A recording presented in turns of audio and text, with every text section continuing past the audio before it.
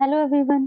तो मैं अपने पिछले वीडियो में आपको मैंने ये क्वेश्चन बता रही थी, ठीक है? मैंने इसका पहला पार्ट बता दिया था, तो अब इसका दूसरा पार्ट है, ठीक है? ये मैं पूरी तरह से नहीं हो पाया था वहाँ पे, लेकिन मैं अब आपको बता देती हूँ कि इसमें क्या निकालना है। इसमें हमें जो दूसरा पार्ट में जो निकालना था, वो हमें टाइम कैलकुलेट करनी थी, ठीक है? तो हम यहाँ पे टाइम कैलकुलेट करना है, तो फिर हम यहाँ पे फॉर्मूले का यूज़ करेंगे, ठीक है? v equal to initial velocity plus a into t. मैं आपको कैलकुलेट करके बता देती हूँ। तो अब यहाँ पे हम फॉर्मूले का यूज़ करेंगे v equal to u plus a t, ठीक है? तो आपकी u जो थी इनिशियल वेलोसिटी आपकी 49 गिवन है, ठीक है? और तो हमें टाइम कैलकुलेट करना है कि जब हमने उसे जैसे हमने उसे अर्थ से फेंका था, तो वो ऊपर गई थी और उसके बाद टोटल टाइम पूछा गया सरफेस पे आने पे कितना लगेगा। तो सबसे पहले हम निकाल लेते हैं कि इसे अपनी मैक्सिमम हाइट तक पहुँचने में इसे कितना टाइम लगा। तो मैक्सिमम हाइट पे आपको बताया था मैंने कि इसकी वेलोसिटी जो होगी 0 हो जाएगी, तो उससे आप यहाँ पे ये वैल्यू पुट कर देगा और यहाँ पे जो ये क्या होगा, a की जो होगी वो g में कन्वर्ट हो जाएगा, जहाँ पे आपकी g की वैल्यू क्या हो जाएगी, g की वैल्यू -9.8 हो जाएगी, ठीक है? तो अब यहाँ पे निकाल दीजिएगा v equal to 49 minus 9.8 into t, ठीक है?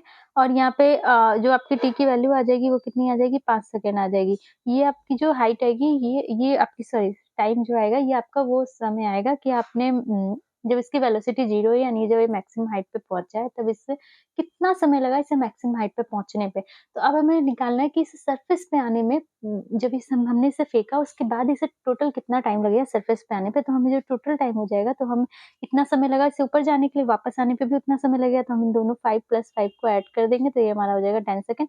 आप चाहे तो इसको क्रॉस चेक भी कर सकते हैं। क्रॉस चेक के लिए आपको पता है कि s इक्वल टू होता है ut plus half at square.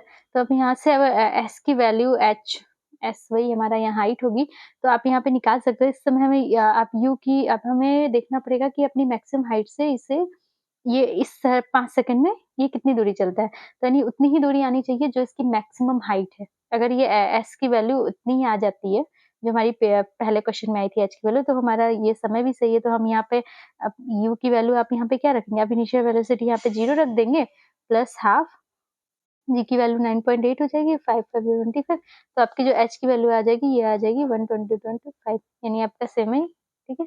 यानी जो आपका टोटल समय हो जाएगा वो 10 सेकंड हो जाएगा, तो ये आपका आंसर था, ठीक है?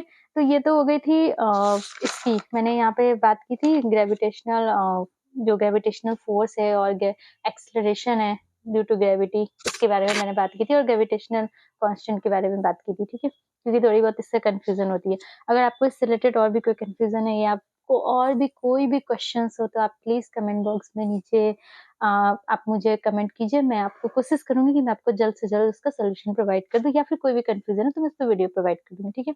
तो ये रह गया आपका ये, मैं इस पे और ज़्यादा क्वेश्चन नहीं करवा रही हूँ, मुझे लगता है आई थिंक इनफ है, लेकिन क्योंकि क्वेश्चन तो बहुत सारा है वैसे। अब है ना, इस पे आगे बात करते हैं। तो मैंने जहाँ तक देखा है इस चैप्टर में एक आता है वेट का कॉन्सेप्ट, ठीक है? तो वेट में भी वैसे आई थिंक कोई कन्फ्यूज़न नहीं होनी चाहिए, क्योंकि वेट हमारा वही है जो हमारा फ़ोर्स ऑफ अट्रैक्शन, जो मैंने आपको F का फ़ॉर्मूला बताया था, यहाँ पे G m1 m2 upon r square. तो हमारा ये वेट भी वही बताता है कि जो हमारे अगर अर्थ के रिस्पेक्ट में देखें, तो हमारे अर्थ जो है किसी भी ऑब्जेक्ट पे कितना फ़ोर्स लगा रही है अट्रैक्शन का। कि किस कैसा फ़ोर्स लगा रही है, कितना लगा रही है, वही जो होता है वही बताता है वेट। और अगर वेट का, तो इसके लिए अगर हमको किसी भी ऑब्जेक्ट के लिए निकालना हो, तो आप इसको जानते ही हैं कि ये अगर हम यहाँ पे क्या होगा, ये जो वैल्यू अगर हम इसको एक तरफ से देखें, तो ये क्या है, ये पूरी वैल्यू ये है g, और इंटू ऑब्जेक्ट का मास, अगर हम ऑब्जेक्ट के मास को m माने, तो ये जो हमारा वेट का भी फ़ॉर्मूला होता है, अगर आप चाहें तो इसको F को W लिख देंगे और ये हो जाएगा G इक्वल टू M। लेकिन ये जो हमारा वेट आएगा, ये सिर्फ़ अर्थ के रिस्पेक्ट में आएगा, नहीं किसी भी कोई अर्थ ऑब्जेक्ट पे कितना फ़ोर्स लगा रही है, वही अगर हम अर्थ की जगह चेंज कर देंगे, मून पे चले जाएँगे, तो उसके अकॉर्डिंग हमारा वेट जो है चेंज हो जाएगा। तो इसमें कन्फ्यूज़ नहीं होना है, वेट और मास में मास जो वही है जो मास फिक्स होता है, ठीक है? लेकिन जो वेट होता है, ये एक तरफ से वेट इसका नाम है, लेकिन ये एक तरफ का फ़ोर्स है, जो ऑब्जेक्ट पे कोई भी जैसे कि अर्थ है, मून है, जो जो भी आप प्लेस अकॉर्डिंग टू प्लेस, ये आपका प्लेस के अकॉर्डिंग डिफाइन होता है, जगह-जगह पे ये चेंज होता जाता है, ठीक है? जो आपका कितना फ़ोर्स लग रहा है।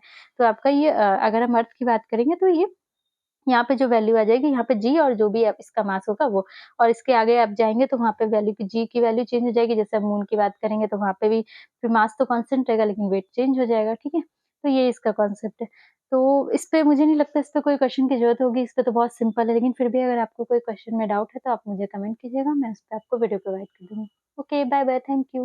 और प्लीज़ मेरे चैनल को अगर आपको वीडियो अच्छा लगे तो प्लीज़ लाइक एंड सब्सक्राइब करना मत भूलिएगा। Bye guys.